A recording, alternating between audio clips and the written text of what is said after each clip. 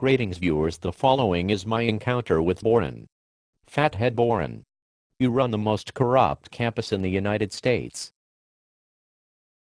Michael, I'm sorry to hear that you don't appreciate that OU is the #1 university in America north of the Red River, south of the Arkansas, west of the Rockies and east of the Ozarks. David Boren, this is just more reason why OU is a hall of illusions and mirrors. Tell me why. Have you hired boy toys like Nick Hathaway or Clark Stroud? And what about your latest boy toy, Chris Schilling? OU ranks #1 in the nation among all public universities in the number of National Merit Scholars enrolled per capita, with a record 222 National Merit Scholars in this year's freshman class, 26 more than the previous OU record. Fathead Boren. Of course, when you raise in-state tuition to levels where Oklahomans can no longer afford to attend OU, you can buy these students, and they become your sycophants. You, sir, are a buffonish fathead. For the third time in 4 years, an OU debate team from the Shannon Self-Debate Program has won the national championship in debate. The winning team in the Cross-Examination Debate Association's national championship was composed of OU students R.J. Gilio and Nick Watts. CETA is a joke. Everyone in the debate community knows that the NDT is the respected national championships in debate, not the unrespected CETA. You are looking for glory in all the wrong places. OU has produced 28 Rhodes Scholars, ranking it highly among public institutions nationwide in the total number of Rhodes Scholars. According to the Rhodes Trust, that number is 27. Look it up online and get the facts. You are just proving why OU is the most corrupt college in the United States. OU students Caleb Gale and Austin Slaymaker were named 2010 Truman Scholars. This prestigious national award is given based on a student's leadership potential, intellectual ability, and the likelihood of making a difference. Just more of your boy toys. What else is new, Fathead Boren? But then again, it is nothing new to you. Your boy toy Clark Stroud has harassed me online like these two. At his first YouTube profile, Clarky Boy identified himself as Clark, a University of Oklahoma vice president. Then he had a link to the OU website of Clark Stroud. Since Clarky Boy might regret having identified himself on his profile, he might wise up and remove it. For that reason, I made a video to prove it. OU as the academically highest ranked student body at a public university in Oklahoma history. I would hope so. It's the supposed to be the flagship public college of Oklahoma. When I attended the University of Oklahoma, the sounds of intelligent conversation and spontaneous debate could be heard in the student union lobby. Then in the 90s, you and your gang of miscreants arrived there.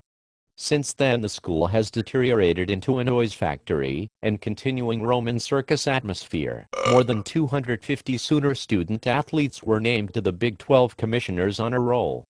A total of 34 OU student athletes recorded a 4.0 GPA. Leave you fool, you and your boy toys whom you were out-ted by in 1994 and resigned from your powerful Senate seat can go enjoy being but burglars together.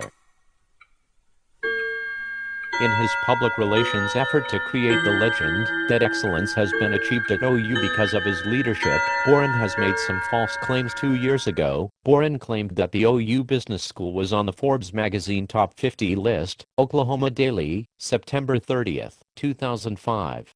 I investigated this by simply looking at the Forbes magazine website. OU was not in the top 50 then, and it isn't now. Will prospective employers believe OU Business School graduates who trust Boren and put this false claim on their resumes? Boren's bad example is being followed by other OU departments and offices. The 2005 OU Visitors Guide has a list of graduates said to have achieved high distinction.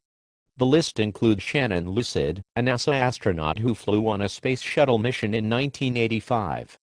OU described her as the first woman in space. In fact, the first woman in space was the Soviet cosmonaut Valentina Tereshkova, who orbited the Earth in 1963. The first American woman in space was Sally Ride, who participated in a 1983 shuttle mission.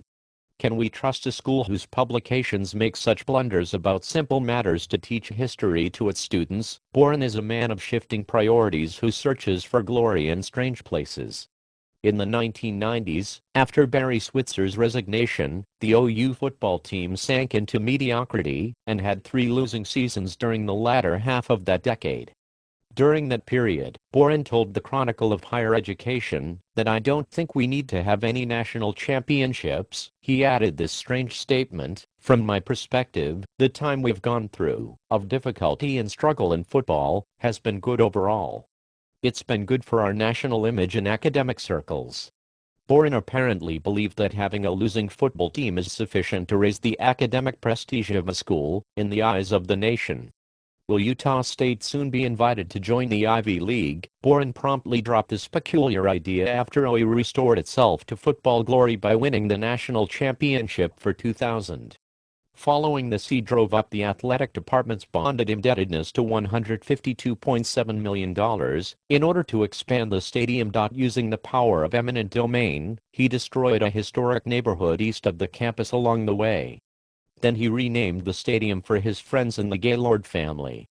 In 1925, it had originally been named to honor men who had died in World War I. That huge sum of money wasted to expand the stadium should have been used for bridge and highway repair. Is it not time for David Boren to retire? This is Mike Wright signing out.